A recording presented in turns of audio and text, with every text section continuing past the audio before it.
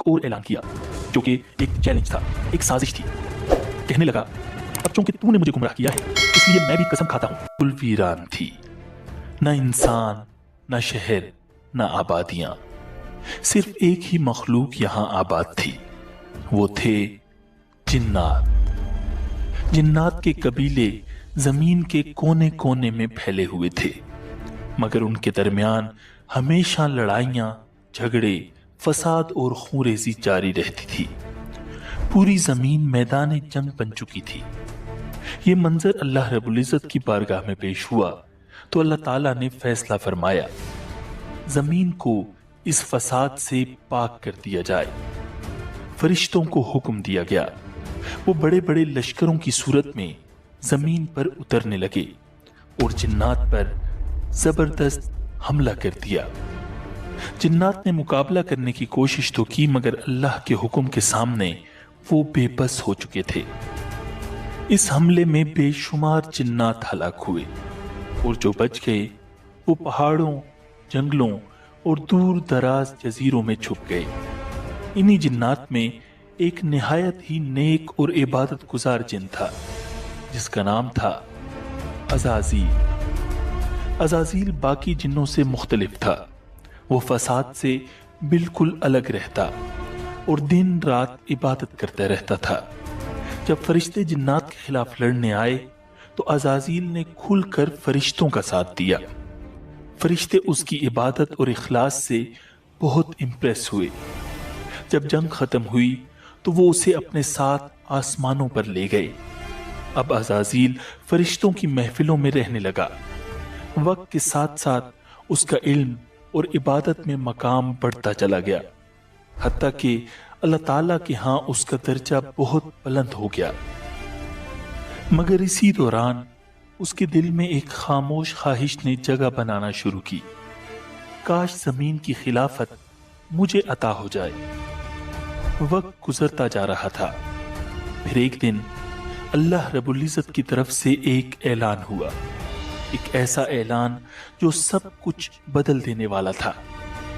अल्लाह ताला ने इरशाद फरमाया, मैं जमीन में अपना एक खलीफा बनाने वाला हूं। तमाम मखलूकात में हलचल मच गई। सबके जहन में यही सवाल था कि जमीन पर अल्लाह का नायब कौन होगा। फरिश्ते जमीन पर इससे पहले जिन्नात का फसाद देख चुके थे, तो उन्होंने हैरान होकर अल्लाह रब्बुल इज्जत से अर्ज किया, क्या तू जमीन में ऐसे को खलीफा बनाएगा जो फसाद करेगा और खून बहाएगा? हालांकि हम हर वक्त तेरी तस्बीह और पाकी बयान करते हैं। अल्लाह ताला ने इरशाद फरमाया, मैं वो जानता हूं जो तुम नहीं जानते। दूसरी तरफ अज़ाज़ील ये ऐलान सुनते ही बहुत खुश हुआ।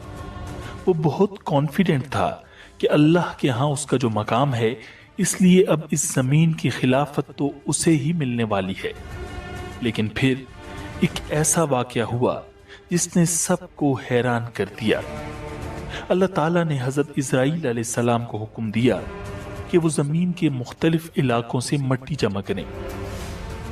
हजरत इस्राईल अलैहिस्सलाम ने पहाड़ों, मैदानों, रेगिस्तानों और जरखेज जमीनों हर जगह से थोड़ी थोड़ी मिट्टी जमा की। ये मिट्टी मुख्तलिफ रंगों की थी।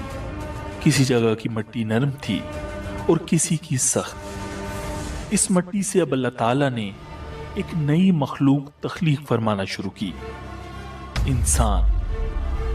जब पहले इंसान की तख्लीक मुकम्मल हुई तो उसका नाम रखा गया आदम।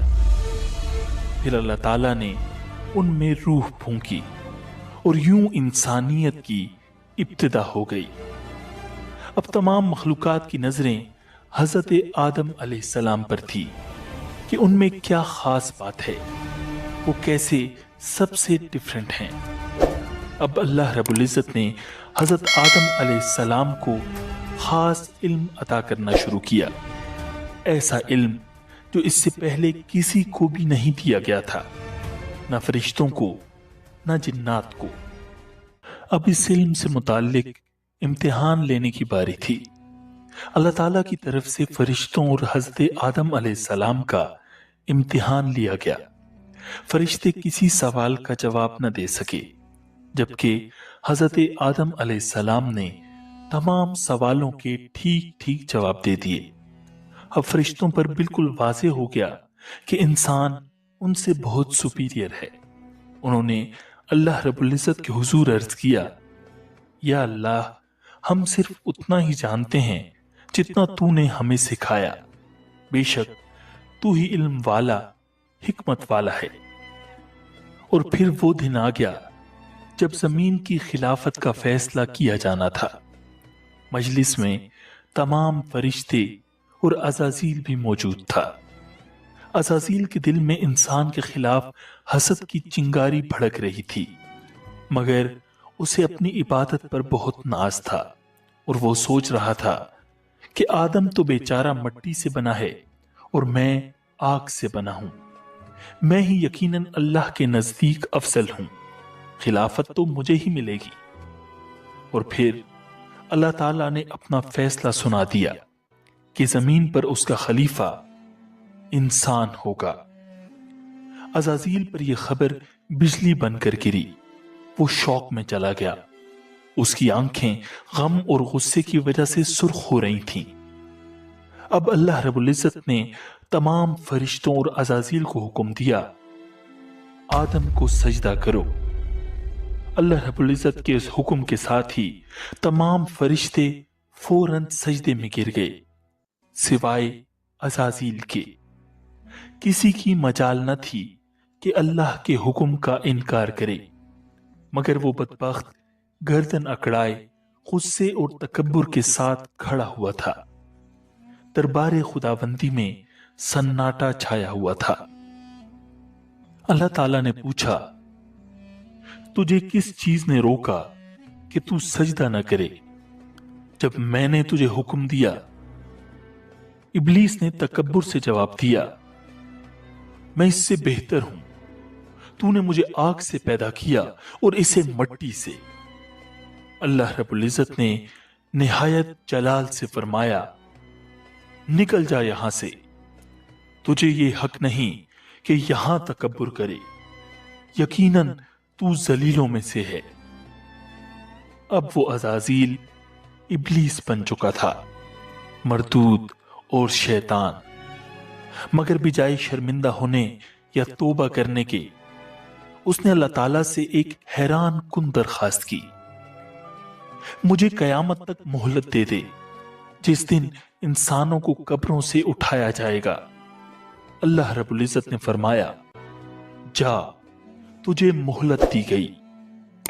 لیکن ابلیس نے وہیں ایک اور اعلان کیا، جو کہ ایک چیلنج تھا، ایک سازش تھی۔ کہنے لگا، اب چونکہ تو نے مجھے گمراہ کیا ہے، اس لیے میں بھی قسم کھاتا ہوں